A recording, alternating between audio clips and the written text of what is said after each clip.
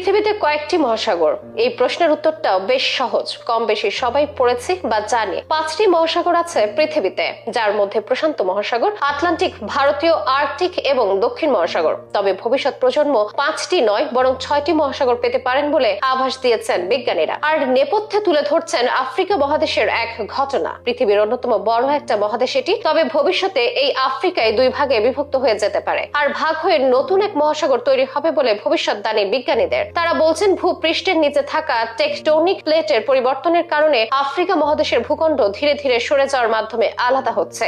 এ ধারা অব্যাহত থাকলে ভবিষ্যতে এই মহাদেশ ভাগ হয়ে একটি নতুন মহাসাগর তৈরি হতে পারে। আফ্রিকা মহাদেশ বিভক্ত হওয়ার ঘটনা শুনতে অবাক লাগলেও এ ধরনের ঘটনা পৃথিবীতে আগেও ঘটেছে। আফ্রিকা ও দক্ষিণ আমেরিকা মহাদেশ একসময় একসঙ্গে যুক্ত ছিল বলে জীবাশ্ম প্রমাণও রয়েছে, তাই এমন দাবিকে উড়িয়ে দেওয়া যায় না। বিজ্ঞানীদের তথ্য মতে আফ্রিকা মহাদেশের কেনিয়া, তানজানিয়া ও ইথিওপিয়ার মাঝখানে একটি বিস্তীর্ণ ফল্ট লাইন রয়েছে।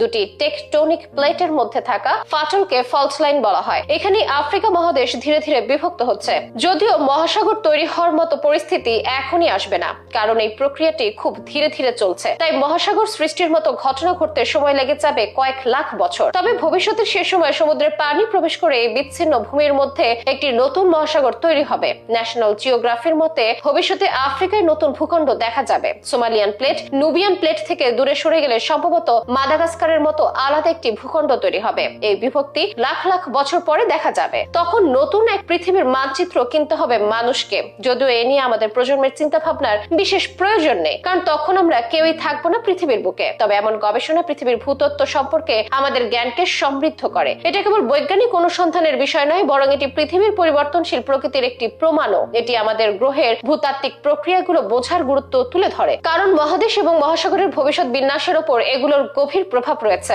এটি সত্যি যে কালে ঘটবে, সেকালে পৃথিবীর ভূগোল এবং জীবনযাত্রায় ব্যাপক পরিবর্তন আসবে। নতুন ভূখণ্ড মহাসাগর তৈরি হওয়ার ফলে আফ্রিকার জীববৈচিত্র্য উল্লেখযোগ্য পরিবর্তন আসতে পারে। নতুন নতুন প্রজাতির উদ্ভব হতে পারে, আবার অনেক প্রজাতি বিলুপ্ত হয়ে যেতে পারে। এছাড়া পরিবর্তন আসতে পারে আঞ্চলিক ও বৈশ্বিক জলবায়ুতেও, যদি সে সময়টা এখনই বা ধারের কাছে নয়, আসবে কয়েক লাখ বছর পরে।